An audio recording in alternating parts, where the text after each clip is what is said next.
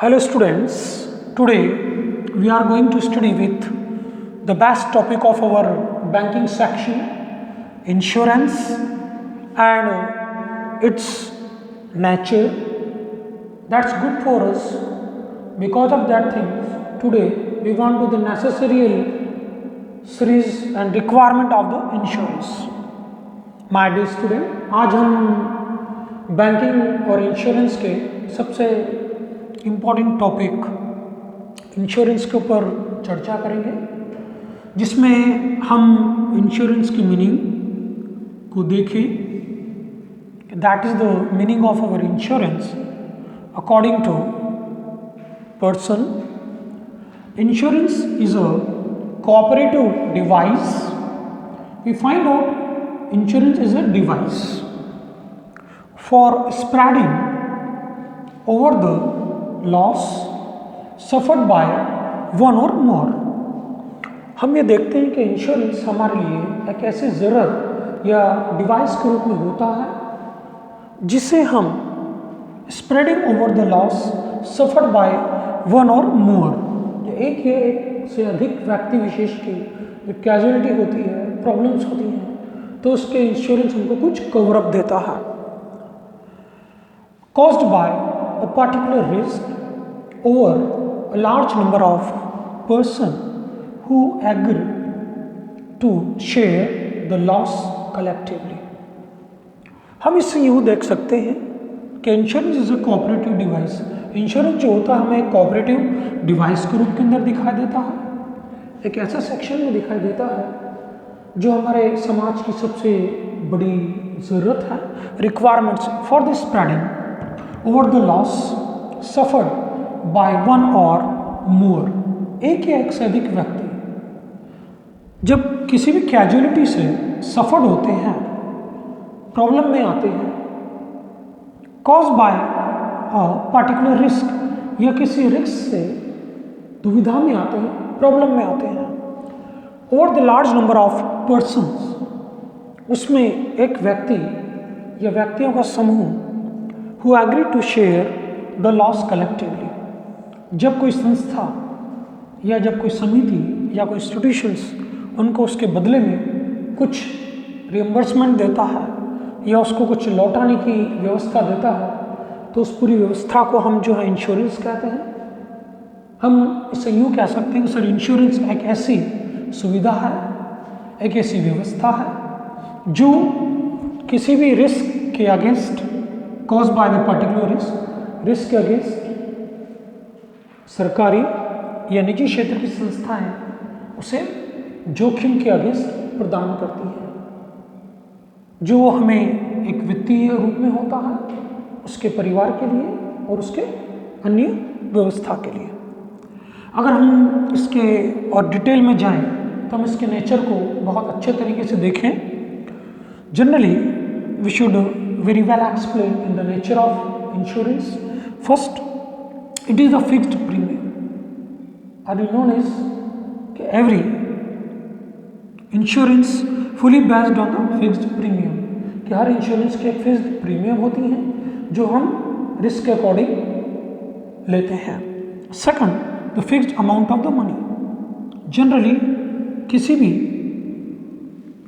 Insurance के लिए हमें एक फिक्स्ड अमाउंट चुकाना पड़ता है, जो 1 साल का, 2 साल का, 5 साल का एक फिक्स्ड टेन्योर के ऊपर होता है, जो एक प्रीमियम के ऊपर और उसके फिक्स्ड अमाउंट के ऊपर निर्भर करता है। फिक्स्ड अमाउंट इसलिए रखा जाता है ताकि कंपनी उसके अगेंस्ट अपना लॉस दे सके।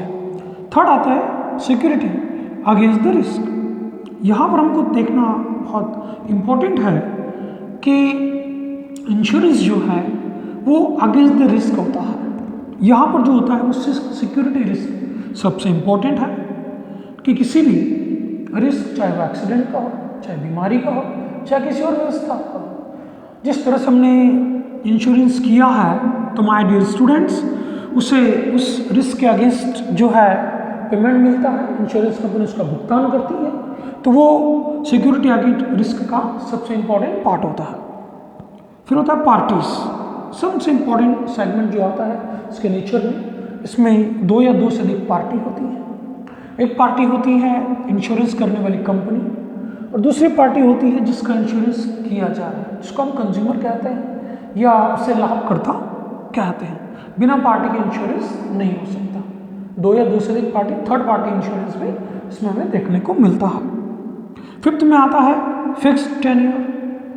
यहाँ पर हम देखें सबसे इंपॉर्टेंट जो चीज़ अपने को आती है टेन्योर। टेन्योर का मतलब होता है duration, time of period. My dear student, किसी भी इंश्योरेंस कंपनी में एक फिक्स्ड अमाउंट के साथ साथ फिक्स समय सीमा निर्धारित की जाती है ताकि उससे लाभकर्ता व्यक्ति को उसका लाभ उस निर्धारित समय में मिल सके। हम देखते हैं, हम व्यक्तिगत बीमा कराते हैं, पर्सनल इंश्योरेंस कराते हैं, टू व्हीलर का कराते हैं, फोर व्हीलर का कराते हैं, सबकी इसमें एक फिक्स्ड टेन्योर होता है, ड्यूरेशन उसके अंदर हमको दिखाई देता है, जो सबसे कॉमन और सबसे इंपॉर्टेंट नेचर के सेगमेंट में दिखाई देता है। फिर नेक्स्ट होता है हार्मनी।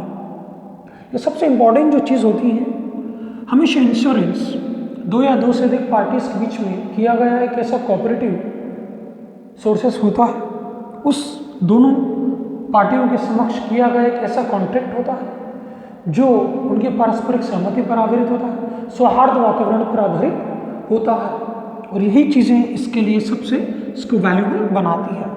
नेक्स्ट पॉइंट में आता है कोऑपरेटिव। कोऑपरेटिव से हम यूँ समझ सकते हैं कि ये एक लॉस का कलेक्टिव सेगमेंट होता है जिसमें हम दोनों पक्ष, एक पक्ष वो जिसने इंश्योरेंस किया है, कंपनी हम कह सकते हैं, दूसरा पक्ष वो जो जिसका बीमा हुआ है, अगर वहाँ पर उसको कुछ तकलीफ होती है, कुछ प्रॉब्लम्स होती है, तो बीमा कंपनी उसका भुगतान त्वरित रूप से करती है। नेक्स्ट आता है इंश्योरेंस एलिजिबल इंटरेस्ट। ये वास्तव में इंश्योरेंस जो होता है उस व्यवस्था पर आधारित होता है कि आप किस वस्तु का, किस व्यक्ति का, किस संस्था का, किस व्हीकल्स का, किस पर्सन्स का इंश्योरेंस कराते हैं और उसकी एलिजिबिलिटी, उसकी योग्यता क्या होती है, क्योंकि योग्यता के आधार पर ही एक ऐसा कानूनी फैक्ट है जो किसी की मृत्यु के बाद या रिस्क फैक्टर्स के बाद उसके कंपनसेशन में सबसे इंपॉर्टेंट या उसके भुगतान में योगदान देता है।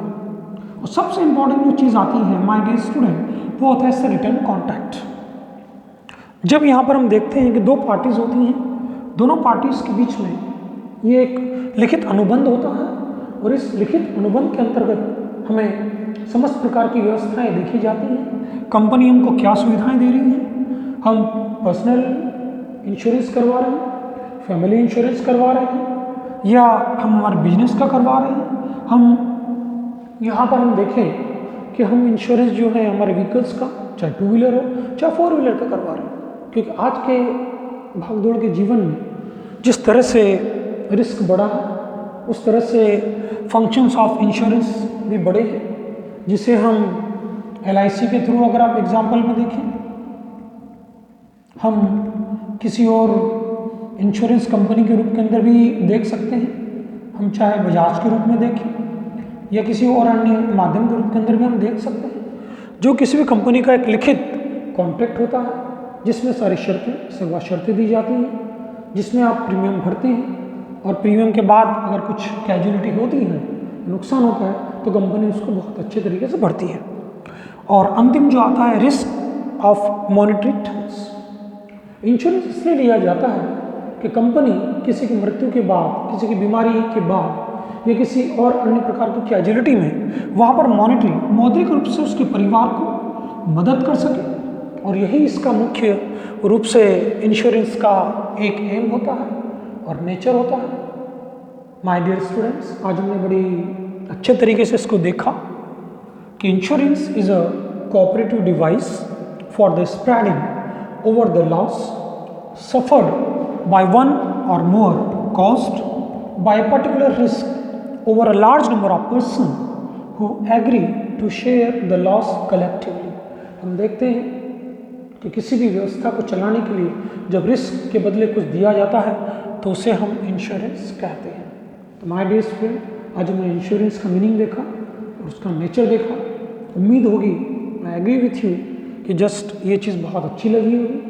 नेक्स्ट वीडियोज़ में हम आपको और अच्छे तरीके से इसके इम्पोर्टेंस और उसके टाइप के बारे में बताएंगे। Thank you.